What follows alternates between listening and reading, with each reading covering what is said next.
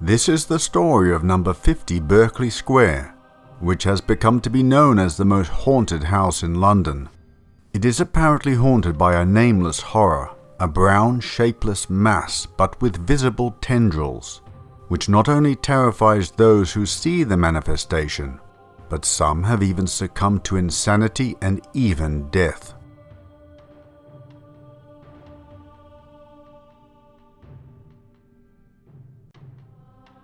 Berkeley Square was laid out in the mid-18th century by architect William Kent.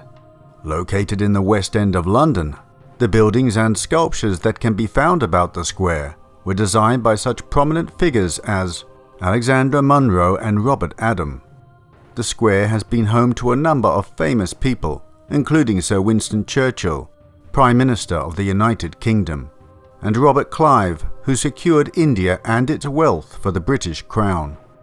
50 Berkeley Square in Mayfair, central London, is said to be the oldest unaltered building in London.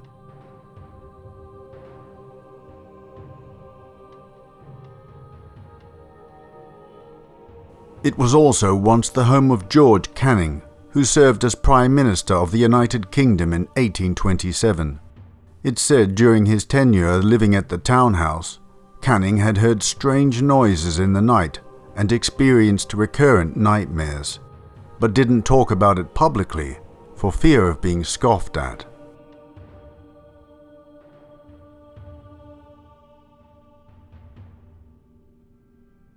The four-story brick townhouse, built in the late 18th century, has a rather troubled history. A number of deaths have taken place within its walls, but it is not the number of the deaths that arouse any curiosity, but rather the manner in which they happened.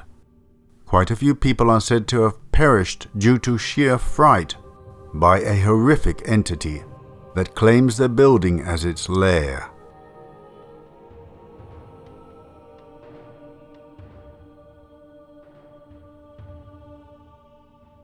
In 1859, a Mr. Thomas Myers took up residence.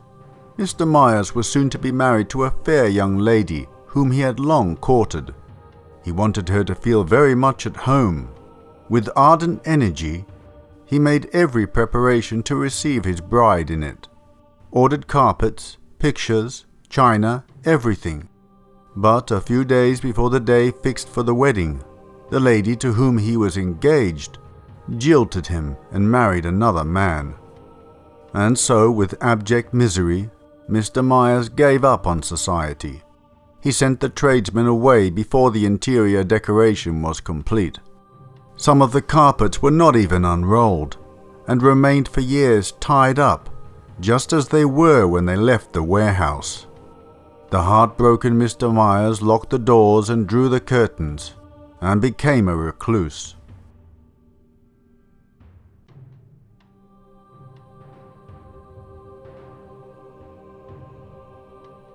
In 1873, the local council sued him for failing to pay his rates. He didn't appear in court. It wasn't because he was lacking funds. The outside world and all its dealings just no longer held any interest for him. He's said to have spent much of his miserable existence in the attic, only leaving the room to wander the hallways by flickering candle at night, until eventually he became hopelessly insane and died.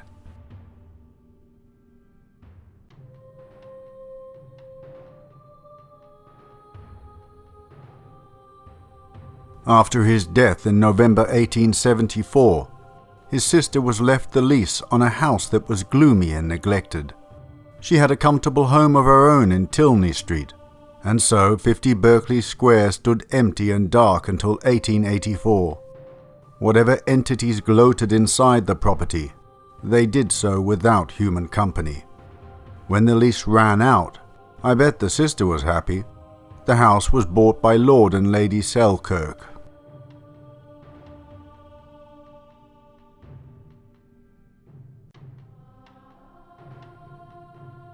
Charles G. Harper, author of the 1907 book Haunted Houses, describes the four-story manse as the very picture of misery. A stubborn rebellion of determined decay in an otherwise clean and respectable central London neighbourhood. The house became a magnet for ghost stories. One magazine claimed, "When touched, the walls are found saturated with electric horror."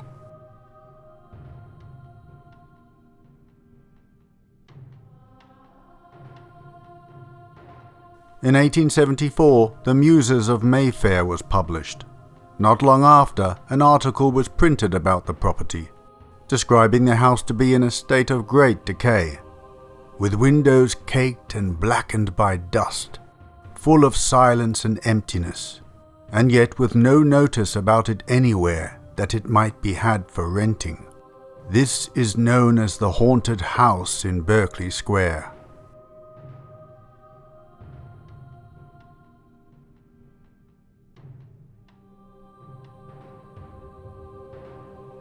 The article goes on to provide several frightening accounts about the property, which have, over the years, found their way into countless books and articles. One tells of a man who moved in with his 2 young daughters, the eldest of which immediately complained of a strange musty smell that, she said, was rather like that of the animal cages at the zoo. Later, the elder girl's fiancé, a Captain Kentfield, would visit the house forewarned of its reputation.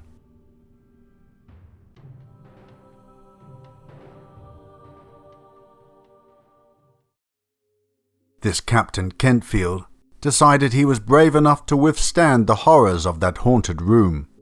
Cigars and brandy finished, the guests departed to their allotted chambers for the night.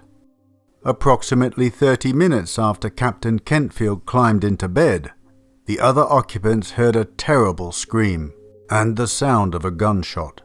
They rushed to the source of the noise and found the poor man dead on the floor, his face twisted in terror.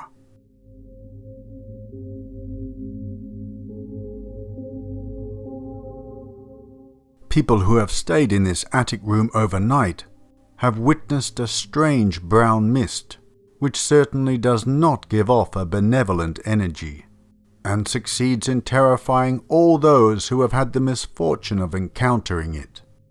A maid who was sent up to the room to make a bed for a visiting guest had no sooner gone upstairs when she let out a blood-curdling scream.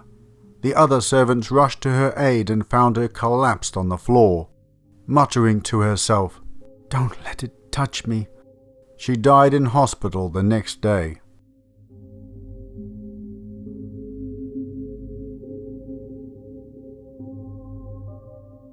Another brave soul, the intrepid Lord Littleton, also stayed the night in the attic, but prudently armed with a loaded shotgun. In the early hours he awoke in a cold sweat and saw an apparition creeping towards him. With a steady heart and aim, he fired at it. Later he would claim that something fell to the floor like a rocket, but the next morning there was no residual evidence to be found of the spectral visitor. Only the shotgun shells. It's said he took his own life 4 years later by throwing himself down a flight of stairs, having never recovered from the trauma of the supernatural event.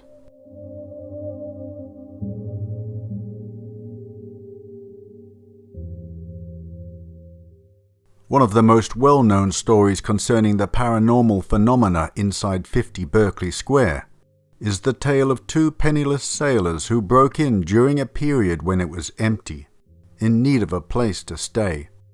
Breaking in through a basement window, they made their way up the townhouse to avoid the rat infestation in the lower stories.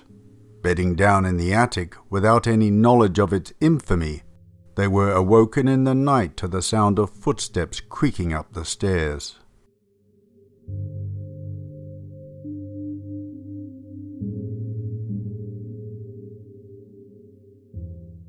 As the door to their borrowed retreat creaked open, they came face to face with a strange shapeless creature, which displayed a huge gaping mouth and didn't walk, but seemed to slither into the room. Seized with panic, the 2 men tried to make their escape. One backed up towards the window, while the other rushed past the creature and made his way down the staircase to the safety of the street.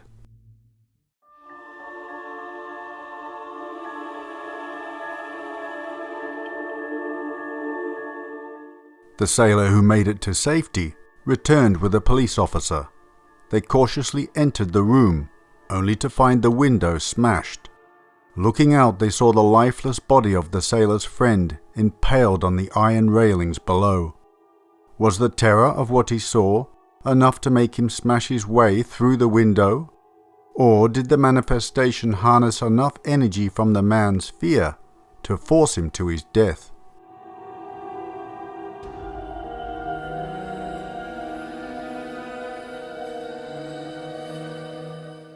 There is yet another case where a man who, like Lord Littleton, was skeptical of the rumours of hauntings. He had decided he could easily spend a night in the attic by himself. Before retiring for the evening, he informed the household staff that he would ring a bell in the night if he required assistance. Shortly after midnight, the servants awoke to the mad jingling of a bell. Their route followed the sound and they quickly entered the attic room. The poor man was curled in the corner in convulsions of absolute terror. He died soon after.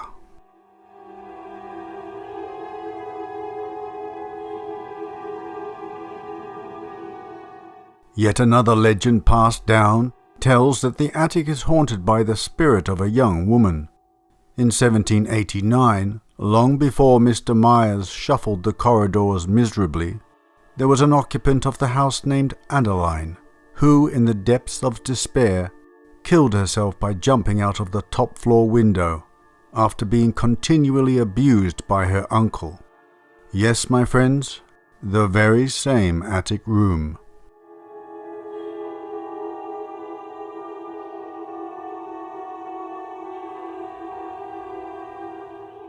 Her psychic echo is seen to be hanging from the windowsill on the uppermost floor. She can be heard screaming before letting go and disappearing as she falls. Old newspapers tell us that more than 50 respectable people have reported seeing Adeline clinging to the windowsill, about to drop to her doom. Even if you turn your gaze next door to 53 Berkeley Square, and peer through squinted eyes in the evening gloom, the spirit of a 17th century gentleman can be seen looking forlornly out of the window, waiting for the return of his beloved daughter, who eloped and never came home.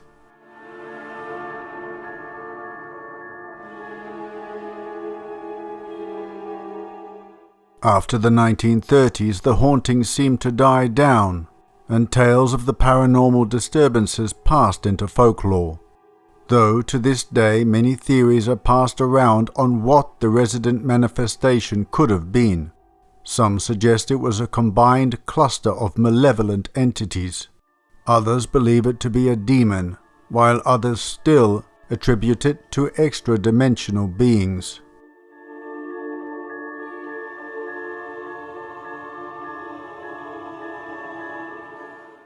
Whether these stories hold any truth, or are just the fictional product of 19th century periodicals to titillate the palate of the wonderfully morbid Victorians, matters little. I, for one, would be gobbling up the tales just as eagerly as my pantaloon-wearing ancestors did. The jilted hermit from 50 Berkeley Square was most definitely not a figment of a hack writer's imagination, and he and his living tomb was the perfect recipe for a cobwebbed Victorian ghost story.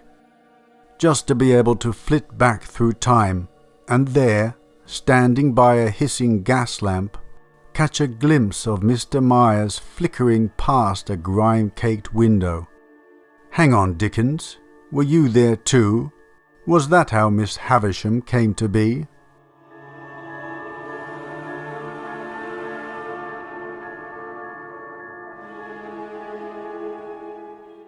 In Dickens' telling, the tragic Miss Havisham is jilted on her wedding day, and in her infinite sadness preserves her home as it was at that moment.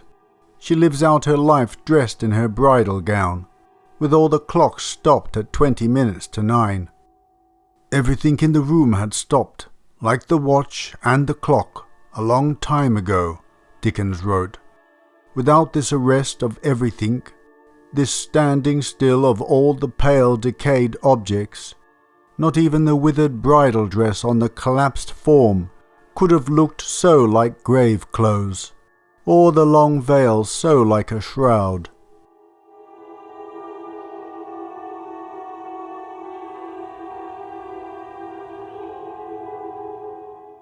Dickens' colleague James Payn revealed in his 1884 memoir that Miss Havisham was modelled after someone he had informed the novelist about. Payn discreetly neither named nor revealed the gender of the person, but vowed the Dickens version was not one whit exaggerated. Dickens was known for borrowing his characters from real life. What do you think? Did Dickens swap Myers' faded frock coat and mouldy top hat for a crumbling veil and tattered silk gown?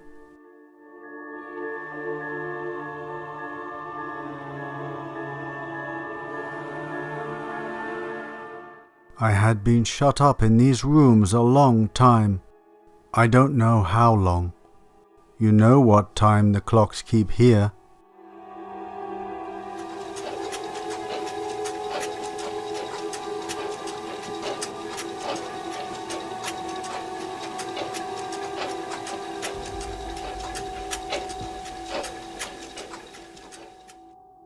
Well, my dear friends, I hope you enjoyed that story or compilation of stories. I don't know about you, but I love anything to do with beautiful old decaying mansions and recluses. And when they're together, it's like magic. I love that sort of gothic horror. I used to have a compendium of Victorian ghost stories years and years ago. Don't know what happened to that. It's interesting how an empty house will trigger people's imaginations about what's happening inside in the night. When I was a child, I can remember going on outings in the family station wagon, and I don't remember where we were going, but on the way back you would cross over this bridge, and as you looked down it was like a valley, a very sort of deep valley, and there was this big old white mansion down there. I was fascinated by it, and my sisters are several years older than me. The younger one, she said that the house was haunted.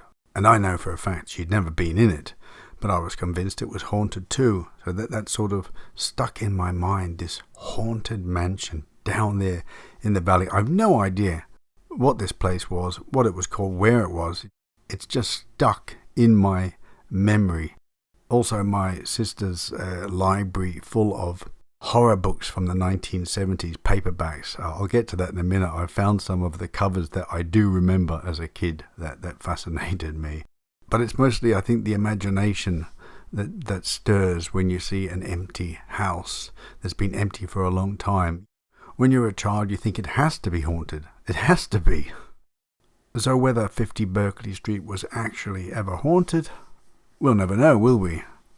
I do know in most recent decades an antiquarian had taken up residence there, and they said they had never experienced anything paranormal, but those versed in the occult, psychic mediums, etc., would say that they were obviously not sensitive enough to pick up on it.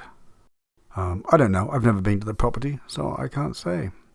I do love the fact that the Victorians really went to town with this house, and they published many ghost stories about it, and no doubt Charles Dickens heard of these stories. That probably fired his imagination too, because Mr. Myers had existed. He was an eccentric recluse living in that home, and I'm sure that also fired the coals of the Victorian imagination. And it's near Halloween, so it's a perfect story. I was actually going to do this for Halloween, but I couldn't resist it, and I've done it earlier. You have to excuse my voice, my sinuses are all stuffed up at the moment. Yeah, so as I said earlier, my sisters had this bookcase full of these ghost stories, paperback, pan, horror, etc. And I was too young to really understand them. I don't even know I could read at that time, but I was definitely too young to understand the writing inside, but the covers fascinated me. You know, the 70s, they excelled in those sort of gaudy, kitschy horror scenes. These are the ones I definitely remember. There was this one which is very sort of Lady Havisham, isn't it, with the cobwebs and the rat. I remember that. This one too. This is no doubt why skulls are so firmly implanted in my mind. This one too. I couldn't figure out why there was a skull with ice around it, but it fascinated me. I would stare at them, just stare at these covers. This one here, the bloke's head in the bucket, I remember that. There was probably more, but I just definitely remember these ones. This one too, the half skull, half face. This one too, the mummy. And this one also. And some of them are fetching huge prices. I was looking at the prices. You could buy these on Amazon and eBay, etc. Big money. There was one that's missing that I do remember. It was of a woman in a white gown in a coffin with blood running from the corner of her mouth. If anyone out there remembers that book cover, let me know what it was called. I'm going to look out for some of these books. I don't suppose I'll find them over here in Switzerland, really. I'd have to buy them online. There's a big junk store that I have previously filmed. They have a lot of English books. Maybe they've got a couple. I'll check them out. But they'd be great to read again. Well, on that note, I'm going to head off, my dear friends, and I will catch you next time. Not really sure. I do have an idea what I'm going to do next, but I may change my mind at the last minute. So I won't say. Anyway, I've prattled on enough. Take care. God bless. Bye-bye.